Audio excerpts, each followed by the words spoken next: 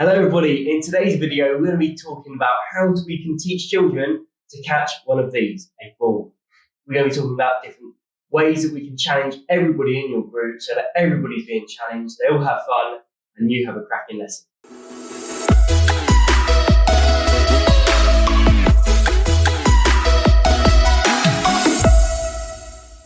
So we're going to be talking about two different types of catches today, two-handed catch and the one-handed catch. We're going to break each one of those down. So to start with, we're going to be talking about the two-handed catch. Okay, so two-handed, and there's two different ways within this. One is a cup and one is a W. So I'm going to make sure when I've got a ball and when I'm teaching children how to catch, I'm going to be talking about making sure our fingers are touching slightly. So hopefully you can see that there. And making sure that when the ball's coming down, get my hands directly underneath the ball. And as the ball starts approaching my hand, I start to close my hand so it doesn't bounce out of my hand.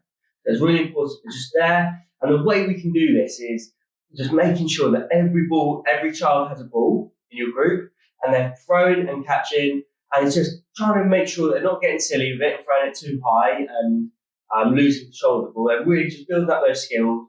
And what I love to do in my groups is making sure they've got like maybe a record. So, you got to 5, well done without dropping it. Can you get to 10 without dropping it? And obviously, children will start to find this more difficult the more the numbers go up, or they'll find it easy depending on the experience that they've got. So that's a cup. The other one is a W shape. So this is where we get underneath the ball, and as it's coming towards us, we sort of bring our thumbs together and we make a W shape, and it's coming in there. Okay. So as the ball comes out from above, I'm just catching it in my hand there. And just as that ball comes down, I catch it. Okay, so that sort of W shape there, and it can just be quite a thin W. Okay, or you might even say your fingers are crossed, so your thumbs are touching. Also, with a bigger ball, when a ball like this comes towards me, I'll make sure I've got my W up, so that when it comes towards me, I can catch it. But again, if I'm throwing to myself, I'm just throwing it up and catching it. So that's a really good way. So those are the two-handed catches, and we'll talk about the one-handed catches as well. So you've got the first one is up high. So you talking about to get the kids why you might have to catch with one hand. It's normally because it's out of range of being able to catch with two hands. So if I can catch with two, or I can move my body across, catch with two, then I will. But if I have to catch with one, I'll make sure that I'm sort of reaching. It will be a catch where I'm reaching out for it. Hence why I can't get both arms there. So I've got my up high. So sort of where you will practice this, you're teaching them to keep their palm sort of facing the sky. They're up high facing the sky. And as it comes in, they're just sort of catching it there. And that might be with a partner, might be to themselves. That's absolutely fine. And then the last one is down low. So it's where my fingers are pointing down to the ground. And it might be that the ball's being thrown and it's hit the floor and then it's coming in, so I'm going to try and catch it there, but it's below the knee probably. I'm reaching over to try and catch with one hand. Okay, so we're going to talk about how we can make these catches more difficult or a little bit easier depending on the groups that you've got. So the first thing I'm going to say is to mix up your session. Obviously I've got both of these balls here, but you could have a massive inflatable football that you could be throwing around, like a big volleyball or something like that. And you could also have a dodgeball, something in between the two. So thinking about that. Also a bib I've got here, or a penny, they call it in America. So with a bib, it's much easier for children to catch. And they're struggling with a tennis ball. And even from a tennis ball, between the tennis ball and a bib, you could probably go to a beanbag.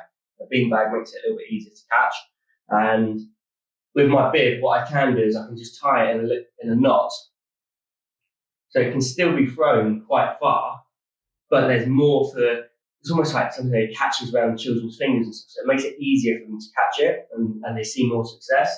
So what I would do if I've got a brand new group is I'd have bibs, I would then have beanbags, and I'd have tennis balls. So once they can throw it and catch maybe 10 times, they can move up to the next piece of equipment. With a beanbag as well, it's really helpful, a great piece of equipment. It's really safe to use. And again, it's a similar sort of material where it will sort of catch around their fingers, even if they don't make the catch perfectly. So it's more success. You want children enjoying your lesson by being successful. If they're constantly throwing this up and down and they're not catching it every time, then they're going to fall out of love of it. So you need to make sure they see success and you gradually make it more difficult for them. We're also going to talk about how you can make it more difficult. So thinking about if I like as a 26-year-old go to the beach with my mate, I can make throwing and catching very difficult. So the first thing I have to talk about is the speed. Okay, so between that in your PE lesson, think about how hard you want people throwing the ball. So if they're still throwing it to themselves, the higher they throw it, the faster it's going to come back down. So that's one way you can increase the speed of the ball, but it might also be in pairs, thinking about throwing it to each other and being able to catch it really well. So with year 5s and 6s, and even into secondary, really sort of fizzing the ball into each other and being able to take it well, it's a good way to increase the difficulty. Again, you want to make it slower, you might allow it to have one bounce, so they can throw it up, let it bounce, and then catch it. It just gives them a little bit more time to process the decision that they're making. So think about the timings. Also think about the height. So if I'm throwing it really high, and have a lot more time to process it, but it's going to come at me quicker if it starts to fall down. So that's something you can think about. And again, you want to make it easier, just don't throw it as high. Or say once it bounces, it won't be as high. So play around the height. You can also play around with deflection. So if I'm working with somebody, it might be that I start throwing it against the wall for my teammate to catch it. So less predictable because it could bounce off the wall in a funny way. It might lose a bit of power on the wall as it comes off. So thinking about deflection, you could also have a stack of cones on the floor and you throw the ball in at the cones. It might hit a cone and change direction, or it might miss the cone and still come into it. It's about reaction speed as well. So that's a good way to increase the difficulty. The next one is your distance. So depending on how you might think, make it harder by increasing the distance. Yes, but at the same time, you can make it really difficult by bringing the distance very close. If I'm very close to somebody and they've got to try and catch it, then as long as they're not aiming for the head and it's like real quick reactions, the closer they can get, the harder it's going to be. But also, the further away, the bigger the throw, the more sort of dramatic their catch might need to be, and they're bringing in those one-handed catches. That's going to be a good use of those catches that we learned earlier. And finally, is the size of the ball. So if I had a ball like this compared to a ping pong ball, if I'm throwing the ping pong ball, so it's going to take real sort of fine movements to get in the right position. Or something like this, a big ball that they've got to be able to catch with two hands. This is quite a bouncy ball, so as it hits their hand, it might bounce out, so you've got to make sure their hands are in the right place. Loads of different things that you can do to make these lessons really fun. So if I was doing a game to talk, because what you want to do, you want to teach the skill, also you want to make it fun as well. So think about the games that you're going to play when you're developing your catching, because just sending them off in pairs to throw and catch to each other might get a little bit boring for them. So a couple of games that you can play.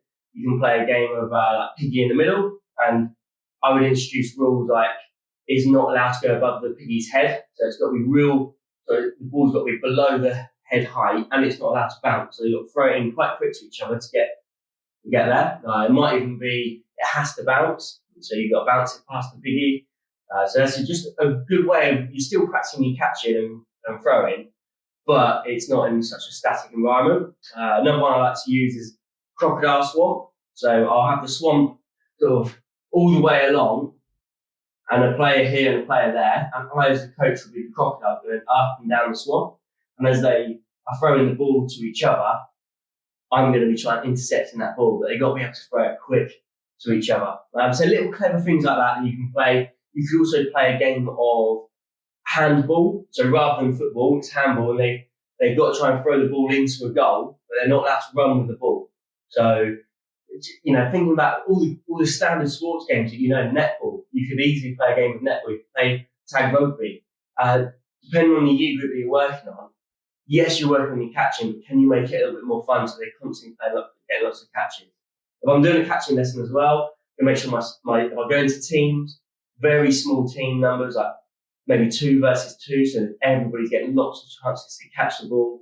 I'm also going to be thinking about the size of the area. If I want them to have lots of opportunity, maybe opening up the space, and there's so many different things you can think about when you go to your matches as well within these lessons. So really go away and think about, don't just think that a throwing and catching lesson has to be just kids throwing the ball up and down. There's so much you can do with it. Change the equipment that you're using, making sure that the kids are getting a lot out of the lesson. They're being challenged throughout, and as they start to find things easy, bang, you've got another progression for them. And that is what the best lessons are going to be like when you're delivering good quality catching lessons. So hopefully that's helped you in your quest to find a good catching lesson. Go away, play around with some ideas that we spoke about, and hopefully you've enjoyed today's video. If you have enjoyed today's video, please do give us a like, drop us a comment and subscribe, and I'll see you in the next video.